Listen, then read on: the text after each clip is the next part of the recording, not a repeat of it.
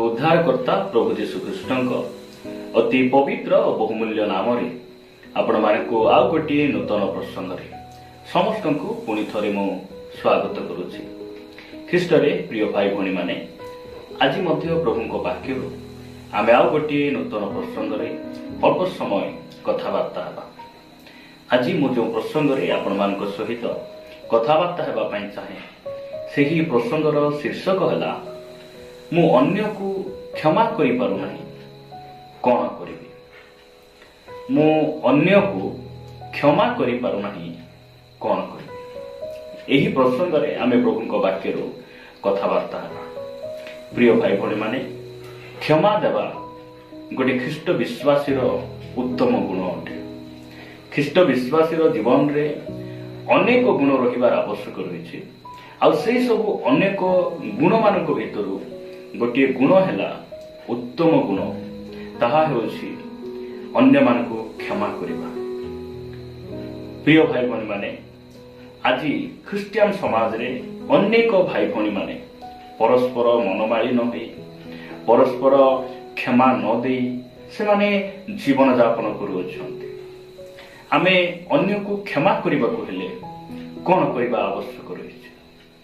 मु आपण मानकु प्रभुଙ୍କ वाक्यରୁ गोटे पद पाठ करू करू आज प्रसंग रे मु आगକୁ नेबा पई चाहे। मो सहित आपण माने माथ्यू लिखित सुसमाचार 5 अध्याय को आसीबे। माथ्यू लिखित सुसमाचार 5 अध्याय 23 और 24 पद ए प्रकार लिखा जाए।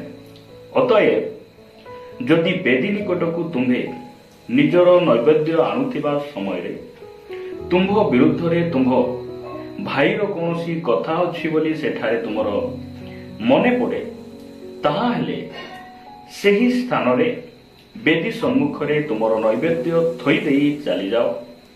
आगे निज भाई संगरे मिलित हो आउ ताहा परे आसी तुमर नैवेद्य उत्सर्ग कर। प्रभुଙ୍କ नामर गौरव हो। परमेश्वर आमानकु ए सब वाक्य को बुझिबा पाई से अनुग्रह करंतु। प्रिय भाई भणी माने प्रभु जीशु ख्रीष्ट एही जो पार्वत्य उपदेश देवा पाई से आरंभ कले आ से समय क्रोध उपरे शिक्षा देउ देउ से ख्रीष्ट विश्वासी मानकु ताहांकर लोक मानकु से एही शिक्षा से देउचंदी जे तुमे जते बेले बेदी निकट को जाउछ सेही समय रे तुमर जदी कोनसी भाईर विरुद्ध रे कोनसी कथा अछि कहा सहित जदि मनमारी न हेइछ कहा सहित गंडगोल हेइछ अशांति हेइछ एई कथा जदि मने पडुछि ताहेले तुमे बेदी निकट को जाओ नै। जोठी तुमर मने पड़े सेही स्थान रे तुमर नैवेद्य को थई देई तुमे भाई निकट को जाओ। क्यों भाई? जो भाई सहित तुमे मनमारी न हेइछ जो भौणी सहित तुमे वर्ष वर्ष धरि कथा हे ना हो क्षमा देई ना हो तांको सहित तुमे मिलित हो ताहा परे आसी तुमर नैवेद्य को तुमे उत्सर्ग कर। प्रिय भाई भणी माने आज आम ख्रिस्टियन समाज रे अनेक भाई भणी माने से माने चर्च को जानती वाक्य सुनती दान दियंती क्रिसमस प्रोग्राम रे जानती गुड फ्राइडे प्रोग्राम रे जानती आ से माने जीशुंकर से सत्य वाणी को सुनती मात्र से माने आज पर्यंत अन्य को से माने क्षमा देई नाहंती। मु आपण मान उत्साहित करबा पई चाहे आपण क्षमा दे पारिबे आपण क्षमा दे पारिबे। मु अन्य को काहे की क्षमा दे पारु नै एही कथा कहिला बेले जदि आमे देखिबा आपण जदि कहिबे पत्थर को मु केते हातरे मारुछि मात्र पत्थर भांगु नै। आपण हातरे मारिले पत्थर केबे मध्ये भांगे नै। पत्थर भांगिबाकू हातुडीर आवश्यक रहिछि। हातुडीर आवश्यक रहिछि। प्रिय भाई भणी आपण निजे चाहिए निजे जते चेष्टा कले मध्य आपण अन्य को क्षमा दे पारिबे नै। क्षमा दे पारिबे नै। अन्य को क्षमा देबा पई जणे व्यक्तिर आवश्यक सेही व्यक्ति को जते बेले आपण देखिबे तांकर गुण को तांकर स्वभाव को देखिबे तांकर निकटवर्ती हेबे तांको आपणाइबे सेते बेले आपण क्षमा दे पारिबे। आ सेही व्यक्ति होचंती प्रभु जीशु ख्रीष्ट। आपण जो समय क्रोध करूछंती आपण मन रे राग आसुची से समय आपण जीशु को मन पकाइबार आवश्यक रही जे एही परिस्थिति रे जदि मोर प्रभु जीशु ही थांते ताहले से कोन करिथांते प्रिय भाई भणी माने मु आपण मानकु उत्साहित करबा पई चाहे आपण जदि हेई पारे आज को 5 वर्ष हैला काको आपण क्षमा करि नाहंती 2 वर्ष हैला क्षमा करि नाहंती केते वर्ष हैला आपण को क्षति कला परे तांको परिवार आपण को गाली कला परे अन्याय रे आपण को मारपीट कला परे आपण तांको सहित मनमालिन होइचंती क्षमा दे परनाती मु कहबा पई चाहे आपण क्षमा दे पारिबे काहे कि मु प्रभु को वाक्य रु आपण मानकु उत्साहित करबा पई चाहे आपण मान मो सहित साधु पाउलंक पत्र फिलिपियो 4 अध्याय फिलिपियो पुस्तक 4 अध्याय 13 पदरे साधु पाउल से प्रकार कहती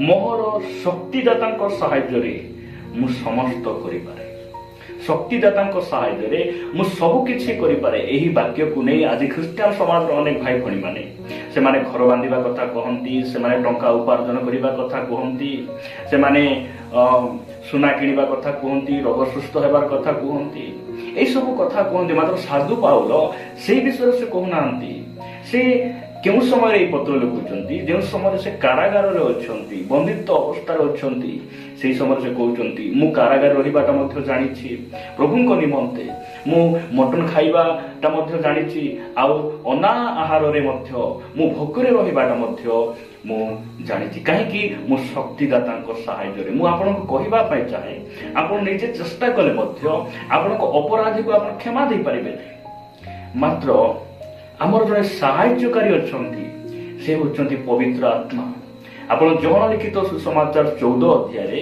पवित्र आत्मा को गोटे नाम दि जाउछि जे से साहाय्यकारी आत्मा अटंती से आपण को मते साहाय्य करिवे प्रभु यीशु ख्रीष्ट स्वर्गारोहण करिबा पूर्वरु से प्रेरित पुस्तक 1 अध्याय 8 पदरे कहले जे पवित्र आत्मा तुम मानक ऊपर अवतीर्ण हुंते तुमके माने शक्ति प्राप्त हेबो केमिति शक्ति क्षमा देवार शक्ति अनेक शक्ति भितरु गोटे शक्ति हैला क्षमा देवार शक्ति आज ख्रिस्टियन समाज रे अनेक को जदि से मीटिंग अच्छी चर्च रे सभा समिति अच्छी से माने 10 पकेट चाउल किनी देवार शक्ति अच्छी दान देवार शक्ति अच्छी किंतु अनेक भाई भणी मान भितरे आज क्षमा देवार शक्ति ना मु आपन को कहबा पई चाहे आपन क्षमा दे पारिबे कारण आपन को जो अवस्था आपण जहाँ पारु नाहांती सही कार्य को साहाय्य करिबा पई परमेश्वर हमको अनुग्रह देइछंती लेखा जाए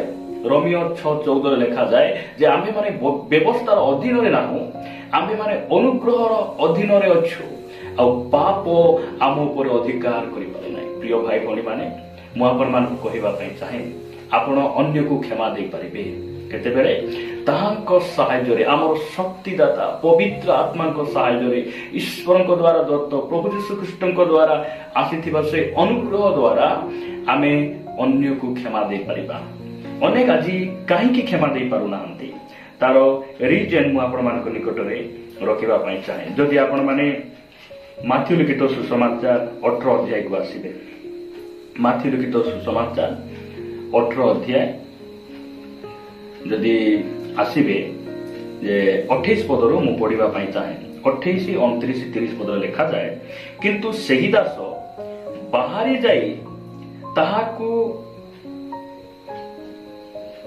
किंतु सही दास बाहरी जाई ताहा ठारू 50 टंका ऋण करिथिबा जणे सहदासर देखा पाई ताहाकू धरी ताहार गळा चिपी कहिबाकू लागिला तू जहा धारो सुचित 29 पद तेणु ताहार सहदास भूमिष्ठ होई ताहाकू विनती करी कहिबाकू लागिला आपण मो विषय रे धैर्य धरंतु मु आपणकू परिशोध करिदेबी 30 पदरे मात्र से सम्मत हैला नाही किंतु जाई ऋण परिशोध न करिबा साय ताहाकू कारागार रे पकई देला प्रिय भाई भणी माने किंतु सही दास 28 पदरे सही दास बोली कहले एही व्यक्ति किए ए होचंती जड़े राजा को ठारो जड़े महाजन को ठारो 3 कोटी टंका ऋण करिथिबा व्यक्ति 3 कोटी टंका ऋण कला परे ताकरे सुझिबा पाए कोनोसी अर्थ बळ नथिबारु ताहांकर सेही जाठर से ऋण नैथिले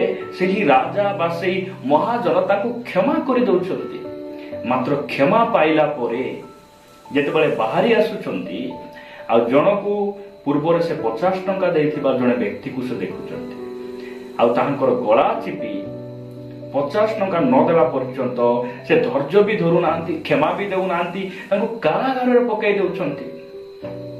କାହିଁକି ସେ କ୍ଷମା ଦେଇ ପାରୁନାହାନ୍ତି? 3 କୋଟି ଟଙ୍କା ଋଣ ଯେ ମତେ ଜଣେ ଛାଡ଼ିଛନ୍ତି ଏହା ସେ ଭୁଲି ଯାଇଛନ୍ତି, ଏହା ସେ ଭୁଲି ଯାଇଛନ୍ତି। ପ୍ରିୟ ଭାଇ ଭଉଣୀ ମାନେ, ଆପଣ ଯଦି ଅନ୍ୟକୁ କ୍ଷମା ଦେଇ ପାରୁନାହାନ୍ତି ତାର କାରଣ କଣ?